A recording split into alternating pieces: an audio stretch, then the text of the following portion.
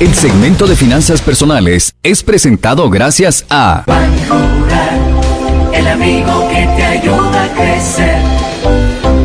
Es Ana María Vázquez, asesora financiera de la mediana y pequeña empresa, quien se encuentra en la línea telefónica. Le damos la bienvenida. Hoy se conecta por la vía de Zoom. Bienvenida, Ana María Vázquez. Gracias por aceptar siempre ocupar este espacio en Radio con Criterio.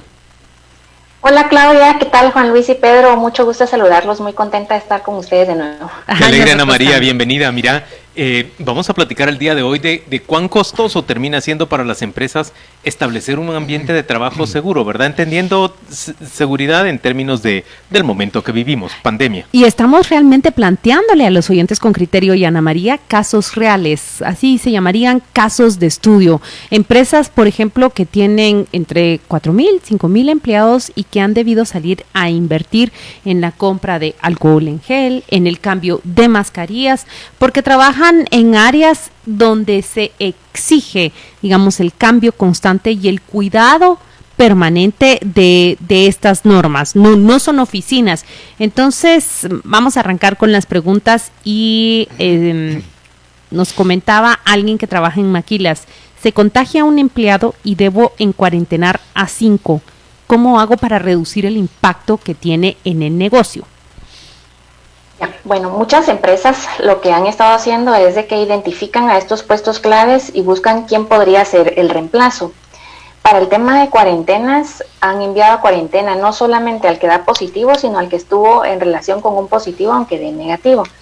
Entonces, han optado por la parte de suspensión para no cargar con esa parte laboral, aunque bien te digo que otras empresas han decidido pagarles el salario completo a sus empleados, aunque están en cuarentena y aunque dieron positivo y aunque tengan que regresar a sus labores dentro de quizás mes y medio o un mes. Otras empresas, por ejemplo, como los call center, han empezado a trabajar de forma remota con sus empleados, entonces les han facilitado los equipos para que ellos los instalen en sus propias casas y puedan trabajar desde ahí. Otras empresas, por ejemplo, no han dado equipo a su personal, sino que el personal ha usado el equipo suyo y lo que han hecho son los departamentos de IT, son instalar protocolos de seguridad como antivirus, conexión VPN, etcétera. Pero todo lo que me decís cuesta plata, Ana María. Para empezar, sí. En cuarentenar gente significa que yo le sigo pagando salario a una persona, pero prescindo de su servicio, de su trabajo durante un tiempo. Como tú decís, pues puedo darle una unidad, una terminal remota, pero todo eso también me cuesta alguna plata y algún tiempo de que vuelva a ser efectiva la persona, lo cual supone también un costo para mí. Sí, ahora, muchas empresas no lo suspenden por el ICSS, entonces sí le siguen pagando su salario y hay empresas que tienen la capacidad económica de hacerlo y otras que no. Y hay otras que sí lo suspenden por el ICSS, entonces cuando existe esta suspensión, el ICSS es el que debe encargarse de cubrir parte del salario, 3/4 partes de su salario o 2/3 partes es lo que dan. Y la empresa entonces deja de pagar salarios por ese periodo en el que el empleado esté de baja.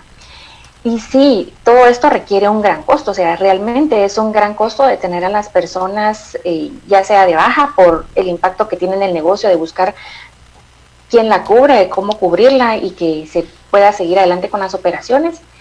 Y hay muchas empresas que lo que han optado es que sus empleados son los que utilicen sus propios equipos y ellos colocarles protocolos de seguridad, que sí tiene un costo. Un antivirus, por ejemplo, costará unos 250 quetzales, pero el costo ya es mucho menor a tener que darle un equipo completo. O perderlo, o perder sus días de trabajo.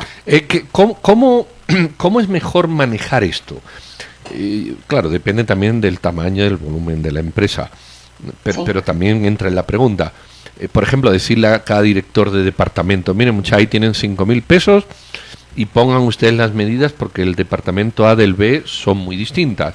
O que alguien centralizado, por ejemplo, piense Pedro, que... Yo he sabido de una empresa muy grande en Guatemala que se dedica a la fabricación de alimentos, y ellos lo que hicieron fue crear un comité dentro de los mismos gerentes, por ejemplo, Y entonces ellos llevan un control de sus empleados, incluso los empleados tienen que decir todas las mañanas cómo están, llenar un formulario que les pregunta, ¿tiene fiebre, dolor de garganta, cómo se siente, está cansado, en fin?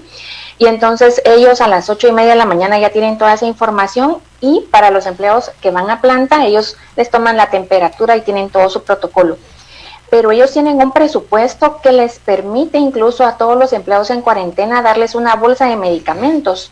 Y entonces ellos los ponen en cuarentena, pero inmediatamente ya tienen todos sus medicamentos en casa, ya tienen al médico que les está dando chequeo telefónicamente con tal de lograr que haya una recuperación, y sí lo han logrado y sí han tenido casos de gente enferma. Ahora, el presupuesto como ellos lo manejan es que es global para todos, porque su mayor parte de empleados son gente que trabaja en la planta, ¿verdad? Pero el trato que le dan a todos es por igual.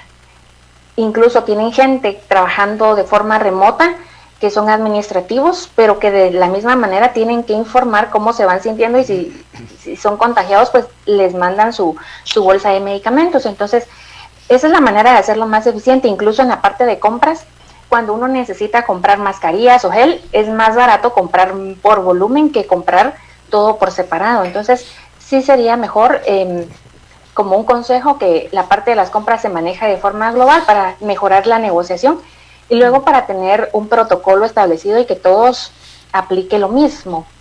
Salvo, digo yo, por ejemplo, estaba pensando, voy a decir la marca, no importa, estaba pensando en Simán, por ejemplo, unos almacenes donde hay bodega, donde hay atención al público, donde hay cajeros, pero yo creo que tú has dado la respuesta: la compra centralizada, unas normas generales que todos tienen que observar, y a lo mejor hay algunas específicas en función del área de especialidad de cada uno. Es que saben qué pienso yo en todo, en que se ha convertido en un fenómeno y que se han emitido ya varias notas, pero esas empresas procesadoras, empacadoras de carne en Estados Unidos, que se vieron bajo un estrés de cerrar, volver a abrir, cerrar, volver a abrir. Caso número 2, y esta es una pregunta que plantean porque no había un parámetro definido. ¿Cuánto tiempo debe irse la persona suspendida? ¿10 días? ¿14 días? ¿21 días? En el propio ICS no tienen un patrón, no tienen un parámetro oficial. Fíjate que de los casos que sé de doctores, incluso que están ya trabajando en empresas, ellos han sido más cuidadosos y han dicho, bueno, la cuarentena mejor que sea de 21 días y los tenemos controlados. Y para las personas que no son positivos, por ejemplo, pueden trabajar desde su casa, pero son tan estrictos de 21 días. Y luego se reincorporan a sus labores.